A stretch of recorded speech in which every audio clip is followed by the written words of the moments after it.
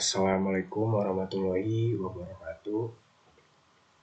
Perkenalkan, nama saya Muhammad Farhan Maulana Ardiansyah dengan NIM 23305111038. Di sini saya untuk memenuhi tugas dari dosen pengampu Ibu Eriska.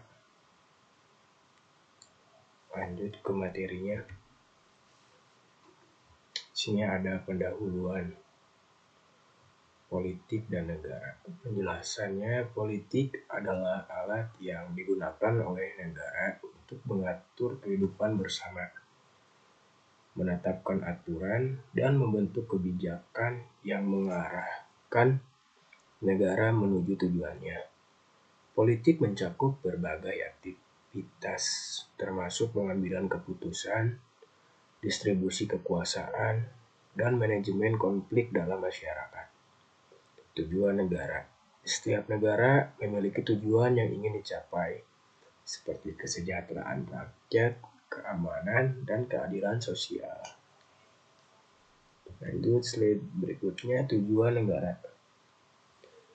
Di sini ada 3, yaitu kedaulatan. Yang pertama ada kedaulatan dan keamanan. Negara bertujuan untuk melindungi wilayah dan rakyatnya dari ancaman eksternal dan internal.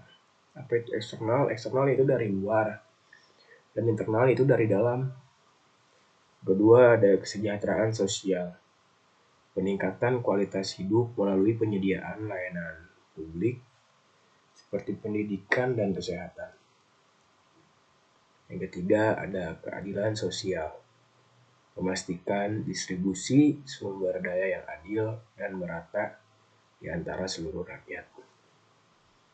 Lanjut slide berikutnya. Ada peran politik untuk mencapai tujuan negara. Kebijakan publik. Politik berperan dalam merumuskan kebijakan yang mendukung tujuan negara. Terus ada stabilitas politik. Stabilitas politik diperlukan untuk mencapai dan mempertahankan tujuan nasional. Partisipasi masyarakat. Masyarakat yang aktif berpartisipasi dalam proses politik membantu memperkuat demokrasi dan mencapai tujuannya. Lanjut slide berikutnya, itu ada strategi nasional. Di sini ada strategi sosial, meningkatkan pendidikan dan kesehatan untuk menciptakan masyarakat yang produktif. Terus ada strategi pertahanan, memperkuat militer dan keamanan untuk melindungi kedaulatan negara. Tantangan dalam menerapkan politik dan strategi. Di sini ada 3. Yang pertama, hambatan internal. Itu tadi internal dalam negeri. Pertama itu ada korupsi, birokrasi yang lambat, dan ketidakstabilan politik. Yang kedua, itu ada hambatan eksternal, yaitu hambatan dari luar negara, tekanan dari negara lain, globalisasi, dan perubahan iklim. Ini sangat mempengaruhi. Terus yang ketiga, ada adaptasi terhadap perubahan. Perlunya fleksibilitas dalam menghadapi perubahan global dan teknologi. Lanjut slide berikutnya, ada studi kasus. Sini ada kebijakan ekonomi yang terbuka.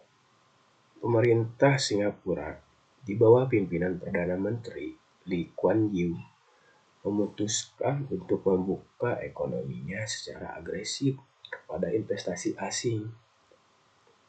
Mereka menciptakan lingkungan bisnis yang agresif kepada investasi asing. Mereka juga menciptakan lingkungan bisnis yang kondusif dengan aturan yang jelas, keamanan hukum, dan pajak yang rendah untuk menarik perusahaan multinasional berinvestasi kepada negara Singapura. Hasilnya, Hasilnya Singapura berhasil menarik berbagai perusahaan global yang mendirikan basis operasi di sana, sehingga mempercepat pertumbuhan ekonomi. Dari kasus ini kita tahu bahwa negara Singapura ini adalah negara yang sangat kecil. Namun kita ketahui negara ini bisa maju berkembang. Negara yang kecil bukan menjadi hambatan untuk tidak berkembang. Saya contohnya seperti negara Singapura, meskipun negara yang sangat kecil, namun dia bisa berpotensi menjadi negara yang sangat maju. Indonesia saja kalah gitu dalam perdagangannya. Nah, ini slide berikutnya.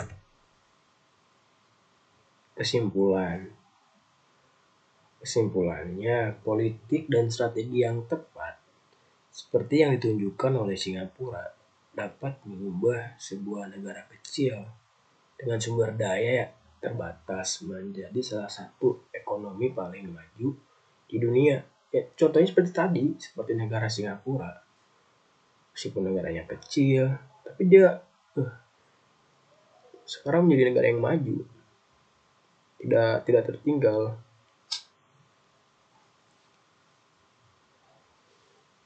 Sangat disayangkan kalau kita sebagai negara Indonesia yang sangat beribu pulau, provinsi, kita mau kalah sama negara Singapura. Negara yang sangat kecil, tapi maju.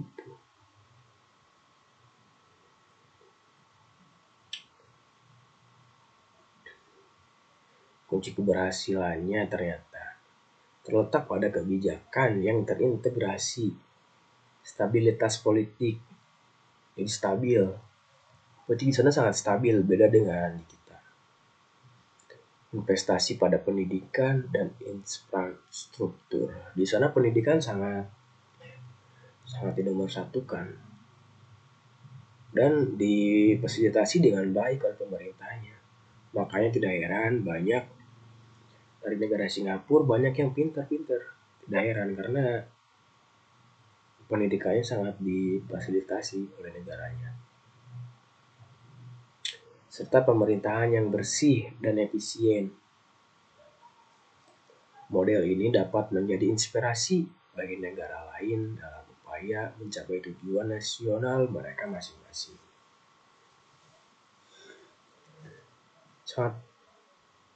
Saya tambah sedikit bahwa negara Singapura ini menjadi sebuah inspirasi bagi negara lain.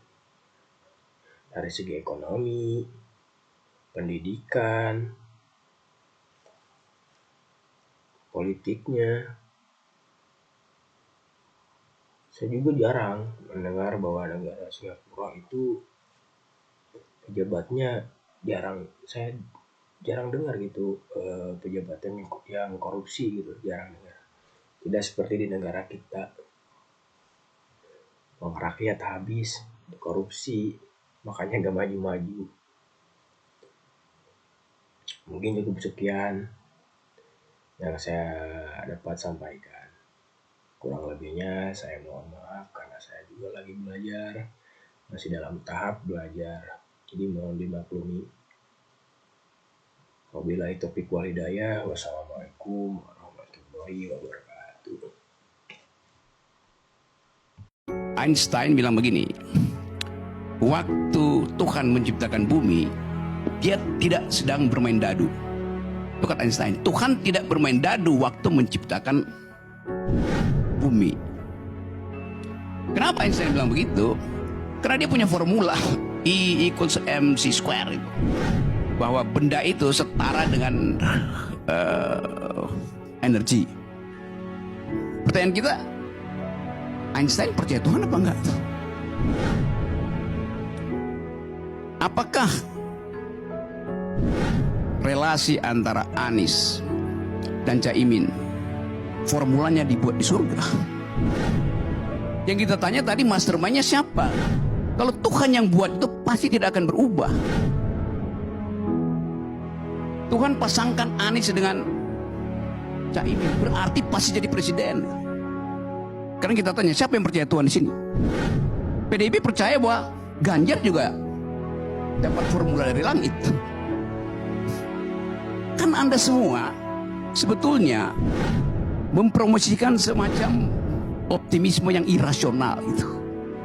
Karena juga bisa hitung nanti. Ya kita berdoa aja, nggak perlu ada kotak suara kalau gitu. Jadi kita mau balikkan bahwa analisis itu diletakkan pada posisi bahwa anything goes. Dan dalam politik tadi Anda sebutkan, politik adalah seni kemungkinan. Tuhan tidak pernah membuat kemungkinan ketika dia menciptakan bumi ini. Bahkan politik adalah the art of attacking the impossible. Bahkan yang tidak mungkin masih bisa dilanjutkan. Hubungan antara Anies dan Caimin itu adalah attacking the impossible. Yang tadi Anda nggak bisa bayangkan mungkin itu terjadi juga. Yang kemudian dirumuskan di situ sebagai pengkhianatan. Hak dari Demokrat untuk mengatakan itu. Karena Demokrat menumbuhkan harapan etis bahwa yang dimaksud dengan perubahan itu adalah jejak yang ditinggalkan oleh koalisi ini tidak boleh dihalangi oleh timbangan kuantitatif apapun. Kan call-nya Demokrat itu tinggi sekali kan, kualitatif itu. Dasarnya itu. Tapi bagi Nasdem bukan kualitatif yang penting, tetapi kuantitatif. Karena itu pertanyaannya, Anies dipasang itu atas dasar pertimbangan kualitatif atau kuantitatif? Kuantitatif. Kan begitu kalkulasinya kan, supaya menang di Jawa Timur, maka mesti ada Caimin. Itu pertimbangan kuantitatif. Yang nggak mungkin dibantah oleh SBY itu. Kan orang bilang kalau kuantitatif memang SBY nggak ada di situ. Di Jawa Timur kecil. Tetapi pikiran SBY bukan kuantitatif, tapi kualitatif. Begitu Caimin masuk, ide perubahan itu berubah kimianya tuh. Karena dia bukan lagi antitesis. Jadi saya mau terangkan ini dari sudut pandang political ethics. Saya nggak ada urusan dengan kalian itu. Mengapa Indonesia tidak maju? Karena sebagian besar pejabatnya duduk pada jabatan tertentu tidak seimbang dengan kompetensi dirinya, kompetensi yang dimiliki dirinya. Jadi dia katakanlah jadi bupati, kemampuannya jadi camat saja belum tentu. Nah ini kan jadi persoalan. Jadi misalkan gubernur, dia sudah jadi gubernur padahal mestinya kemampuannya baru bupati. Di pemerintahan misalkan sudah jadi dirjen eselon 1, kemampuannya mestinya baru eselon 2. Kan tidak nyambung, tidak seimbang. Jadi kompetensi dirinya, kemampuan dirinya hanya untuk menduduki eselon 2, tetapi sudah duduk di eselon 1. Tapi itu kan karena punya modal yang lain, Bang. Mungkin punya modal uang, modal koneksi. Nah itulah yang merusak. Karena yang diperlukan untuk dapat produktif pada jabatan tertentu, yang harus dimiliki adalah modal konseptual, modal manajerial,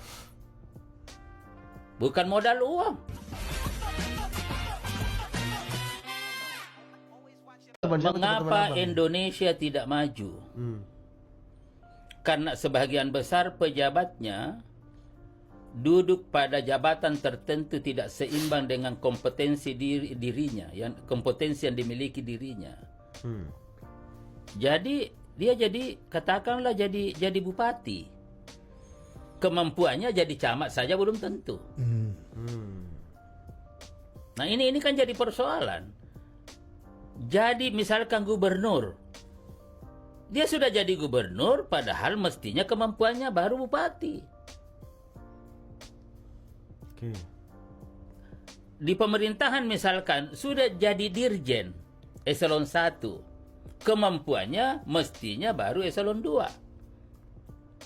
Kan tidak nyambung, tidak seimbang. Jadi kompetensi dirinya, kemampuan dirinya hanya untuk menduduki eselon 2, tetapi sudah duduk di eselon 1. Tapi itu kan karena punya modal yang lain, Bang. Mungkin punya modal uang, modal koneksi. Nah itulah yang merusak. Karena yang diperlukan untuk dapat produktif pada jabatan tertentu, yang harus dimiliki adalah modal konseptual, modal manajerial, bukan modal uang.